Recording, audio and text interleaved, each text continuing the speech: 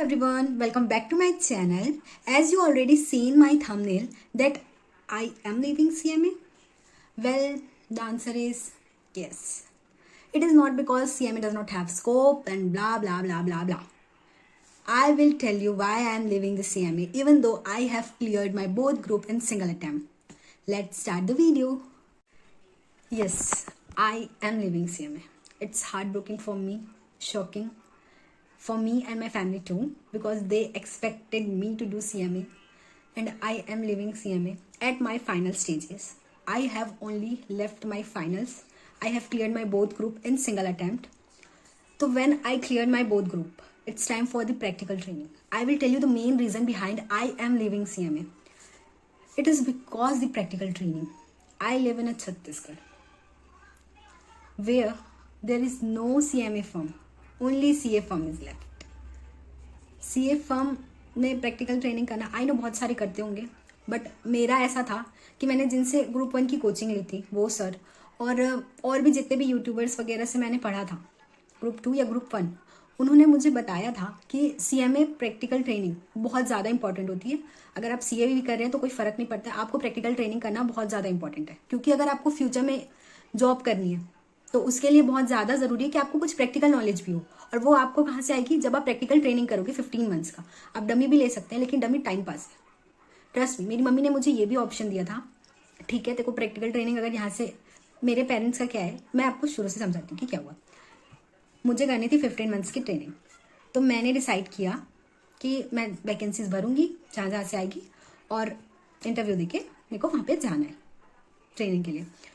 तो कॉल आए मेरे पास, ऐसा नहीं है कि नहीं आए, बहुत सारे फर्म्स के आए, बहुत सारे इंडस्ट्रीज़ वगैरह के भी आए, लेकिन मेन दिक्कत ये हो रही थी कि the area was not really good. Kolkata parents are not allow,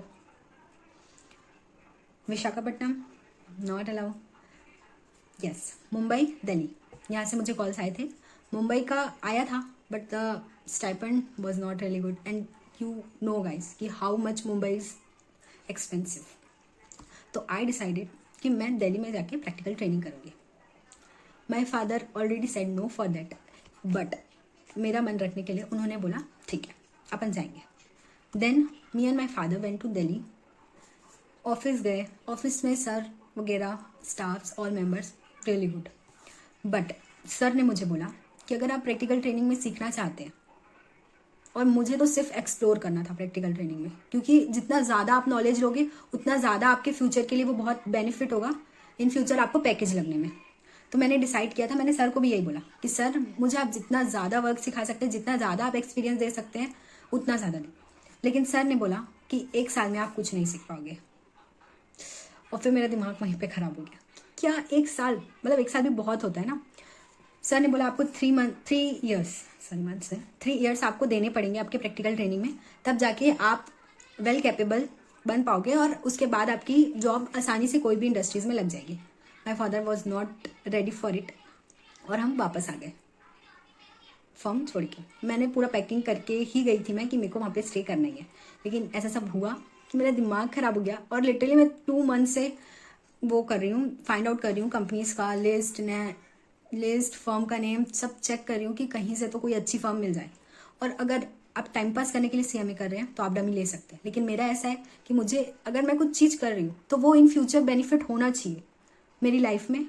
इसलिए मैंने डिसाइड किया कि I will not continue it, क्योंकि रायपुर में, मतलब मैं छत्तीसगढ़ में रहती हूँ, तो रायपुर में फर्म CA की है, CMA की नहीं है, तो वो ज़्यादा से ज़्यादा मुझे CA का ही काम सिखाएंगे. एट दी एंड मुझे CA का काम नहीं सीखना है. मैं एक CMA प्रोफेशन से हूँ तो मुझे CMA का ही काम सीखना है. तो मैंने तो यही डिसाइड करके रखा था कि अगर मुझे अच्छी कंपनी नहीं मिलेगी तो मैं छोड़ दूँगी.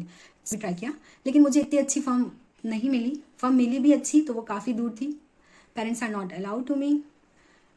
देन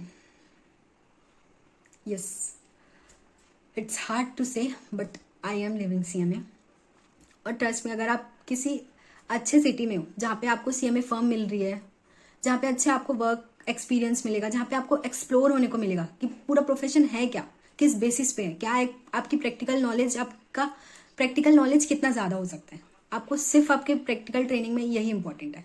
अगर आपको लग रहा होगा कि क्या बेवकूफ़ लड़की है सिर्फ प्रैक्टिकल ट्रेनिंग के कारण छोड़ दिया इतना दूर आके भी, तो ट्रस्ट में गाइस, अगर मेरी वैल्यू, वो फ्यूचर में मेरी वैल्यू, मतलब उस चीज़ का अगर कुछ वैल्यू ही नहीं रहेगा मेरी लाइफ में तो मैं वो चीज़ क्यों करूँ?